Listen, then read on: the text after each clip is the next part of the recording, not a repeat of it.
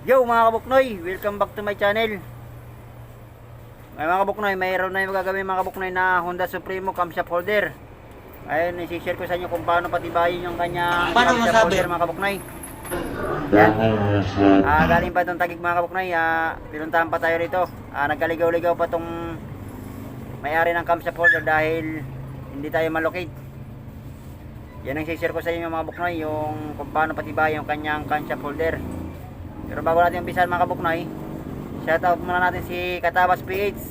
Sir, salamat sa tiwala mo. Yan. Saka natin umpisahan mga kabuknoy. Ito ngayon yung gagawin natin kung paano patitibayin. Tara.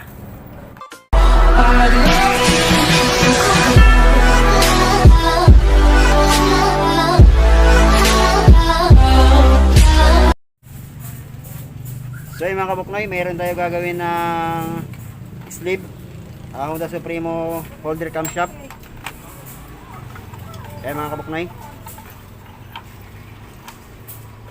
nila pa sa atin ang may-ari to, galing Taguig. Yan, hinanap pa tayo ng hinanap pa tayo sa location. Hindi niya tayo makita sa location kasi ang naka-address sa location ko, yung nakatapat, yung Hilin Lechon Native, kaya hindi makita-kita ni sir. Yan, shoutout muna sa may-ari ng naghanap sa atin. Sir, shoutout muna sir. Yan, gagawin natin na. Trinayin niya mga kabuknoy, lagyan ng teflon, ganun pa rin, tumatagas pa rin yung oil niya. Yan, dalawa yung nasira sa kanya. Babalik standard natin to mga kabuknoy. Patitibayin natin to yung kanyang camshaft holder. Gagawin natin tong bakal na. Di ba natin to? Tara.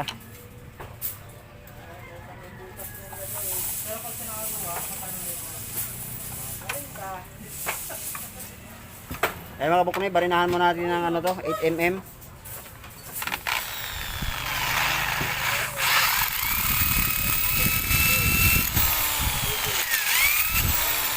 Ayan, barinahan natin 8mm. Inex natin yung kabilang side.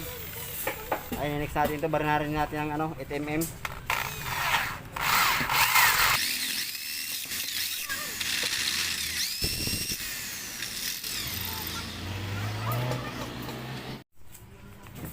So ayan, nabutasan na natin ng 8mm. Lalagyan natin ng thread na 3/8. Ayan, itong gagamitin natin na hand-top, yung 3/8. Lagyan natin thread to mga kabuknoy.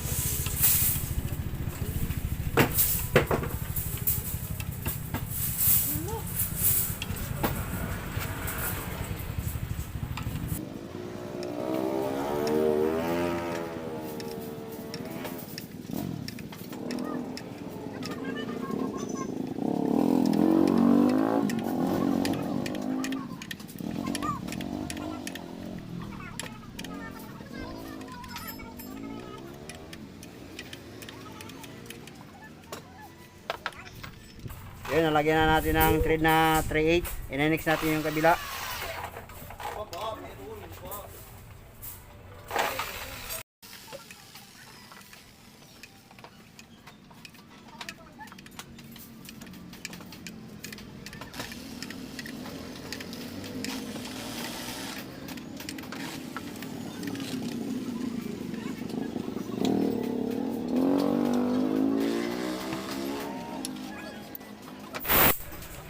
So mga kabuknoy, nalagyan natin thread parehas.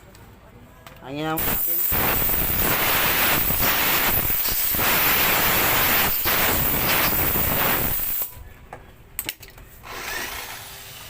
Saka natin lalagyan ng tornilyo na 3/8. Ito ilalagay natin na tornilyo, yung 3/8.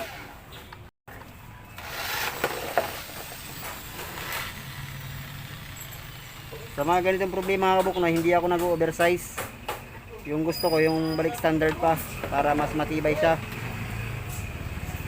Hindi ko ibabalik standard lang, ay ibabalik standard, mas maganda siya, titibay pa yung camshaft holder nyo kaysa yung oversize.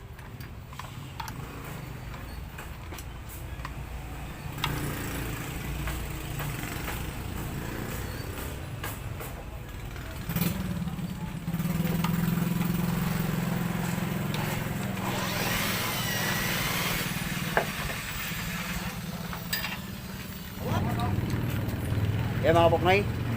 Saka natin puputulin yung linagay natin na tornilyo na 3/8.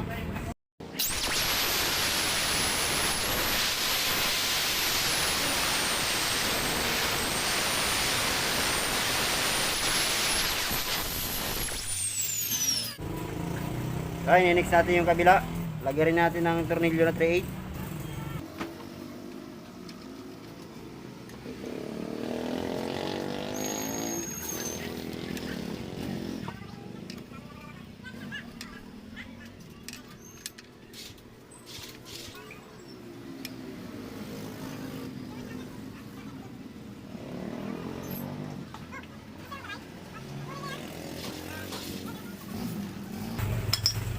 Yan, nalagyan na natin ng tornilyo. Saka natin puputulin.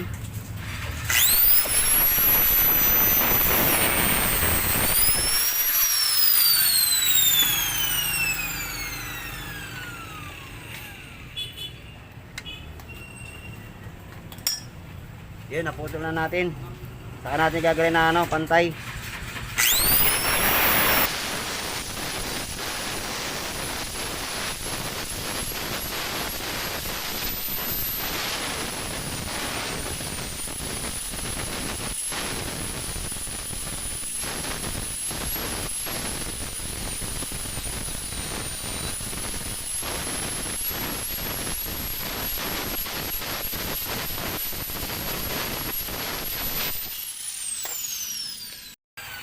Kaya mga kabuknoy, na grinder na natin na yung pantay.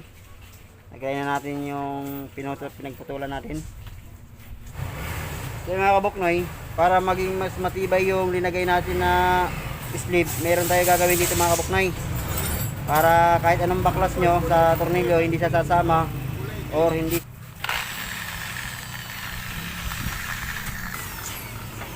Kaya mga kabuknoy, binutasan ko na. Dito sa binutas mga kabuknoy, mayroong ilalagay dyan.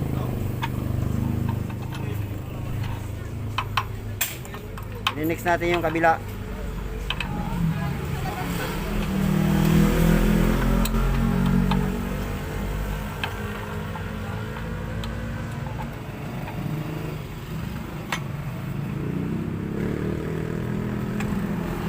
Yan, bubutasan rin natin itong mga kabuknoy.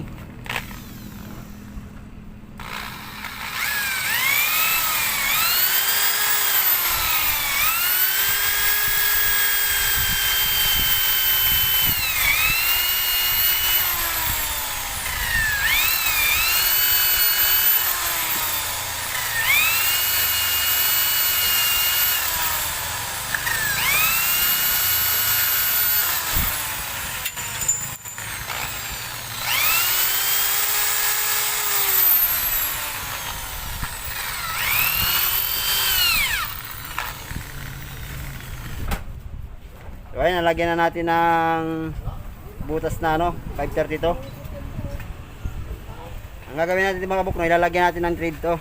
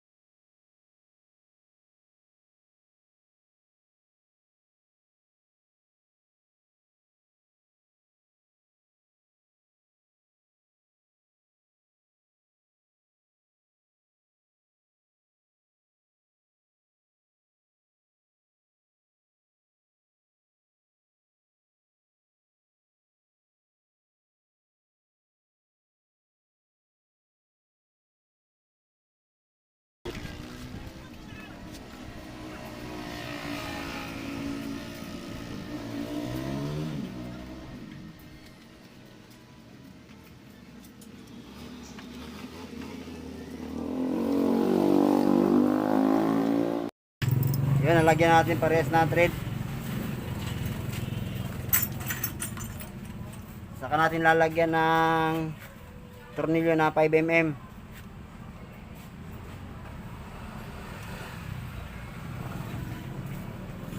Yan, pati yung kabila.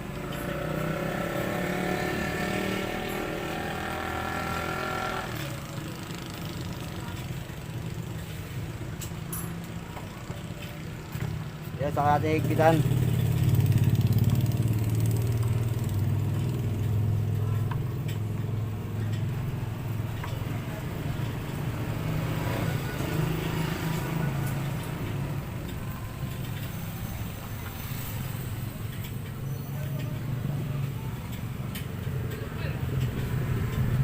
Next natin yung kabila.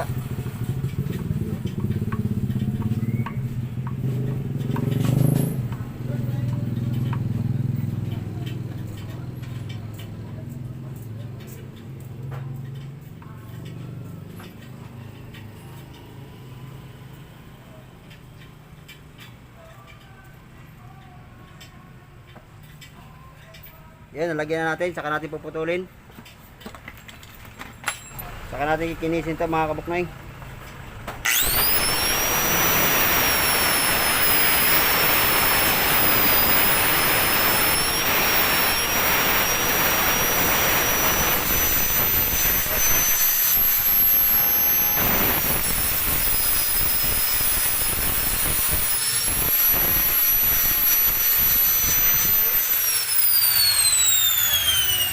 So ayan, nag-grind na natin. Gagawin ito mga kabuknoy, sisintruhan natin yung 3/8 na tornilyo, yung kinabit natin na ano, yung 3/8. Gigitnaan lang natin. Bolt. Ganun din yung kabila.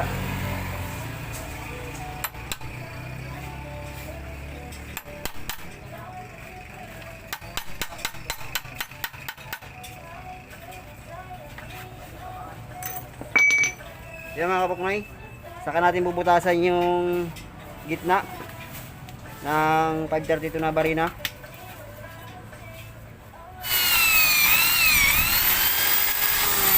Yan mga kabuknoy, nabutasan na natin ng 532. Next rin natin yung kabila.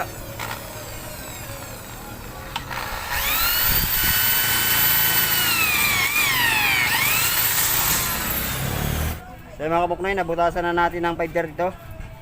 Pati yung kabila, next natin yung last na barina, yung 316.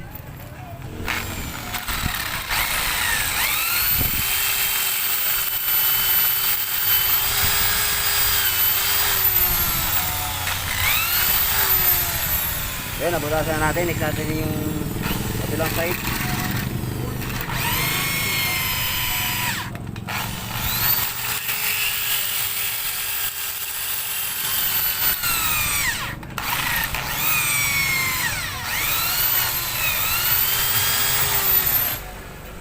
So mga kabuknoy, nabutasan na ng 316. Lalagyan natin ng guide para mas maganda naman tingnan.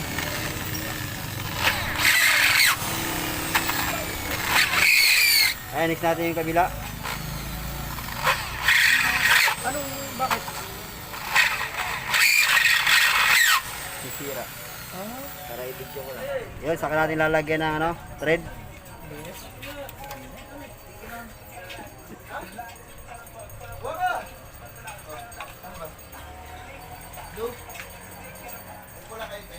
Yun lang mga kabuknoy, sa ginawa natin mga kabuknoy, sure talaga ako mga kabuknoy na matibay siya. Kasi yung sa kinabit natin tornilyo, mayroon tayo linagay na ano doon, na lock.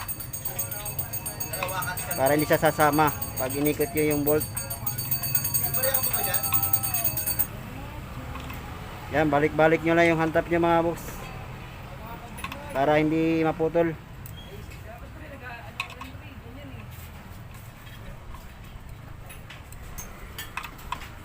Mga kabuknoy, kahit anong ikot nyo, hindi siya sasama. Kahit matigas yung tornilyo.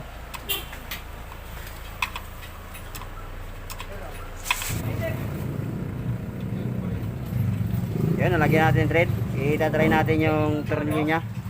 So mga kabuknoy, itatry natin yung standard nya na bolt.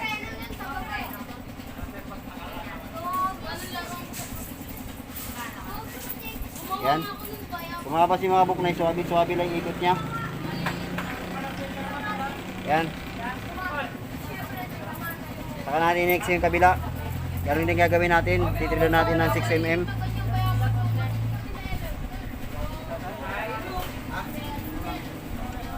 Yung na ano, yung overall mo. Green. Ayan, na rin. Ayun yung gamit niya ngayon. Gagawa yung motor mo. Meron din helmet, syempre. Okay mga kabuknay, natrilan natin yung kabila. Saka natin hanginan, linisin natin.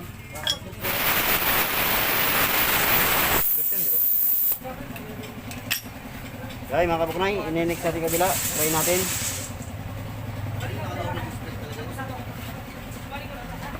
Yan talaga design niya, double display. Ayan mga kabuknay, sa kabila yung ikot ng ano niya, thread.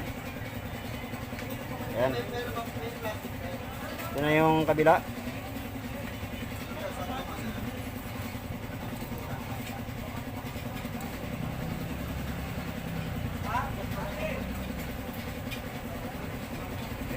Ayan.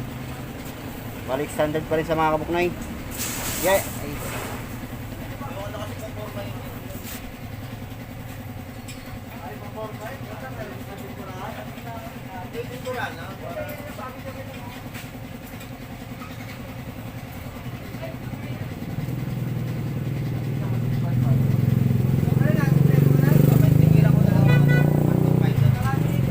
Yan mga kabuknay.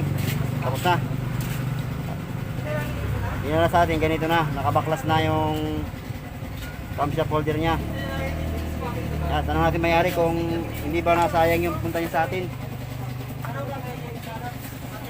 Tingin mo boss, di ba nasayang yung punta mo sa akin? Hindi naman. Garantisado ko. Anong nasa bolt nakapasok. Bakal na siya. Oo yan. Bakal to bakal na. Kaya matibay na hindi na katulad ng alon. Yan. Bakit kasi kung ano kung ano lang Standard, oversize oversize lang. Mas maganda pa rin talaga yung ano, dati pa rin. standard. Pero ito mas matibay ito mga boss. Kasi mayroon tayo kinabit doon na na lock sa tornilyo na kinabit natin. Kaya hindi siya iikot. Oo. Hindi siya sama. Kaya kung mapapansin niyo mga boss, hindi sa basta-basta iikot.